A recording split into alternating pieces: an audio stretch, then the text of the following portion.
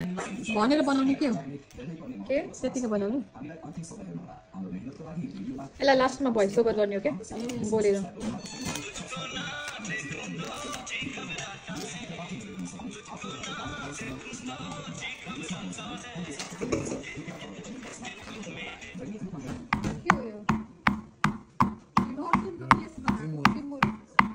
अब बेसार हाल्नुपर्छ यसलाई बेसार अनि 2 चम्चा जति नुन अनि त्यहाँबाट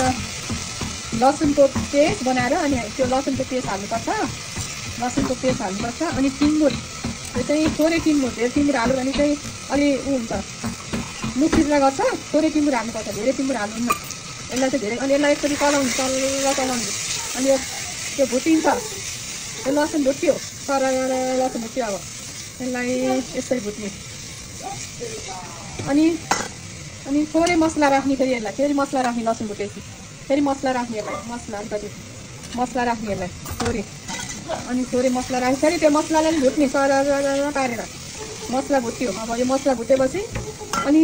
हामीले चाहेको आइरन पर्काउनु राख्ने यो चाहिँ पुरै आइरन हुन्छ यो खाँदाखेरि आइरन हुन्छ यो स्वास्थ्यको लागि पनि राम्रो अर्ग्यानिक हाम्रै बारीको यो चाहिँ अर्ग्यानिक एकदम फ्रेस हाम्रै बारीको हो यो चाहिँ मेरै बारीमा आफैले उमारेको अर्ग्यानिक यो औषधि विषालु केही राखेको छैन यसमा विषालु चिज चाहिँ यसमा चाहिँ होइन चाहिँ राम्रो अनि यसलाई सरर भुट्ने अनि यसलाई लास्टमा टमाटर हाल्ने अलिकति भुटिसकेपछि फेरि यसलाई टमाटर राखिदिने लास्टमा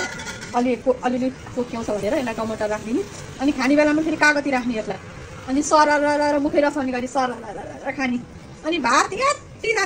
यति भात जान्छ थोरै भात जान्छ र सरर यसलाई चाहिँ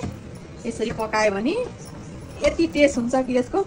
खानेकुरा चाहिँ एकदम मिठो गरी सरर भात यति जान्छ अनि अब यसलाई टमाटर राख्छौँ अलिकति भुटेको टमाटर यसरी टमाटर हाल्ने अनि यसलाई चाहिँ स्वाद अनुसारको नुन राख्ने टमाटर राखिसक्यो अब यसलाई छोपिदिने अनि यसलाई सिक्की लगाइदिने रेडी भयो है यो फाइनली रेडी भयो यो चाहिँ कर्कलो र गेडाको मिसाएको राजमा मिसाएको र फाइनली रेडी भयो यो चाहिँ फाइनली रेडी भएको चिज कस्तो मिठो छ मिठो छ